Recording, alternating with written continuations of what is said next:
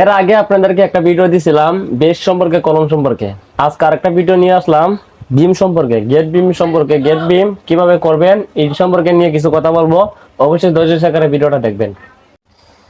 এই যে দেখেন এখানে যে গেট বিম এখানে হলো, আপনাদেরকে আমি বুঝাই।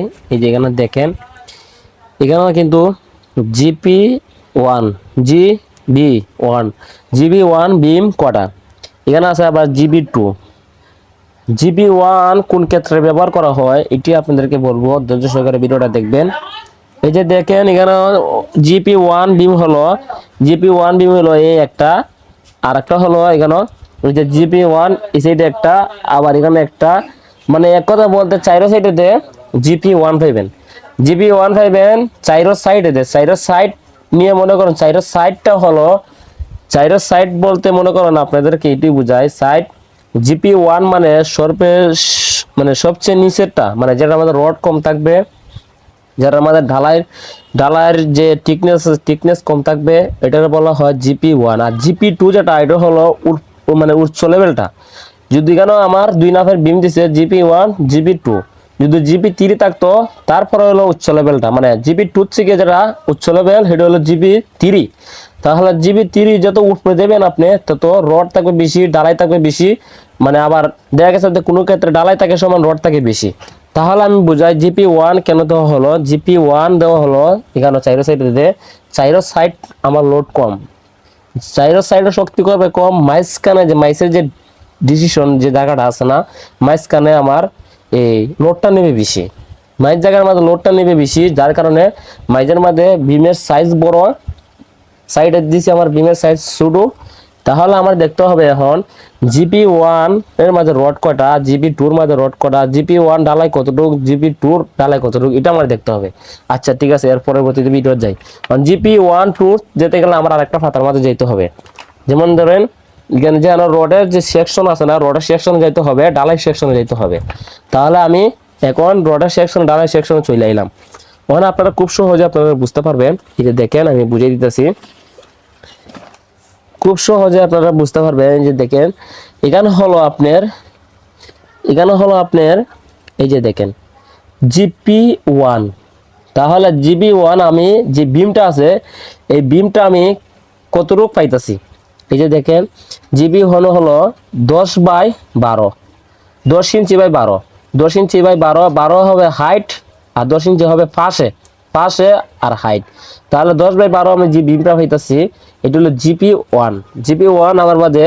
রডার সেকশন দেখতে গেলে আমার রডার সেকশন আমি দেখবো 16 mm 2 পিস রড উফে স্টেট, মানে এখানে স্টেট লেখা আছে। এই যে স্টেট লেখা আছে TH স্টেট এখানে লেখা আছে। আবার নিচে যদি যাই আমি, এই যে দেখেন এখানে 16 mm, এই যে 16 mm এখানে আরো 2 পিস রড স্টেট। তাহলে আবার এখানে মাঝখানে যে রডটা দেখতেছেন এটি কিন্তু এক্সট্রা টপ, এই যে এখানে টপ লেখা আছে TX টপ, এখানে যে এক্সট্রা টপ লেখা আছে এখানে 16 mm। তাহলে আপনি সহজে বুঝতে পারছেন যে আমার জিপি ওয়ান এর মাঝে কয়টা রড হবে, কতটুক ঢালাই হবে, এখানে লেখা আছে। আবার এখানে লেখা আছে এই যে 12/10।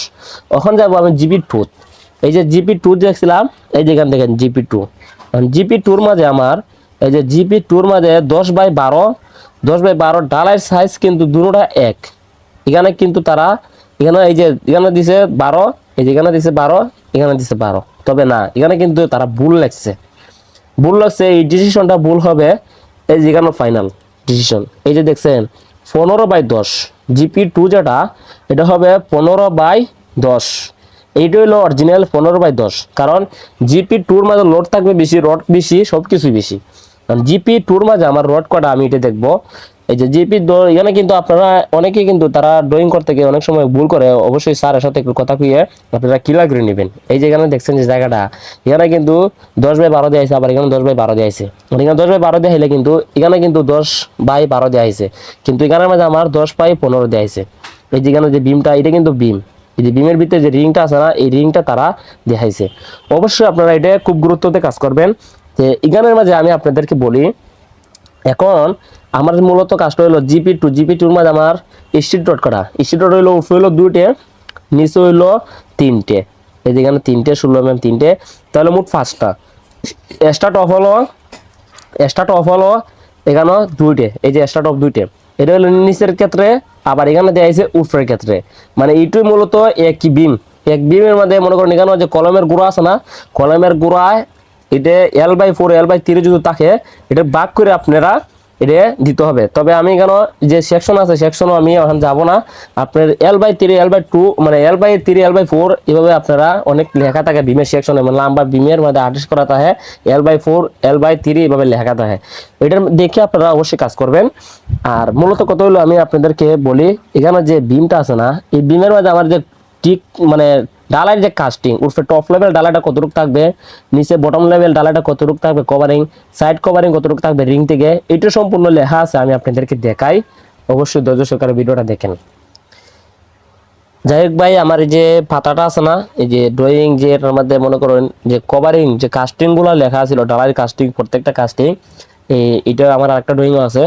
আচ্ছা যাই হোক, আমি এটা কেন বলে দিই সঙ্গীতে, যেমন ধরেন এখানে 15/10 15/10 বিম হলে আপনার 10 যদি ফাঁস হয় তাহলে আপনার রিংটা কত ভাঙবে, রিংটা ভাঙবে 6, দুটো সাইডে 2 ইঞ্চি করে ক্লিয়ার থাকতে হবে কভারিং। এটা হলো নিচে গেট বিমের ক্ষেত্রে। আবার ছাদের ক্ষেত্রে যদি আপনি যান তাহলে 1.5 ইঞ্চি করে ক্লিয়ার থাকতে হবে, 7 ভাঙবেন রিং। আর নিচের ক্ষেত্রে গেলে আপনার কভারিংটা একটু বেশি রাখুন লাগে যদি মাটির নিচে বিমটা থাকে।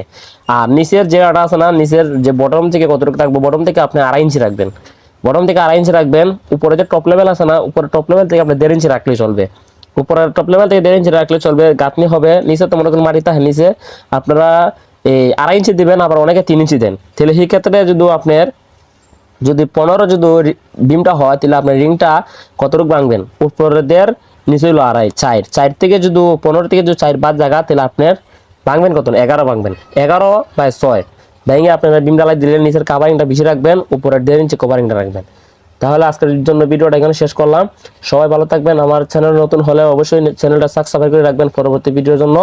আপনার আর অপেক্ষা করতে হবে না, আপনার নোটিফিকেশন চলে যাবে ইনশাল্লাহ। আর অবশ্যই যদি পেজ থেকে দেখে থাকেন, যদি নতুন আমার পেজটাকে ফলো করে রাখবেন। সবাই ভালো থাকবেন। আসসালামু আলাইকুম ওয়া রাহমাতুল্লাহি ওয়া বারাকাতুহু।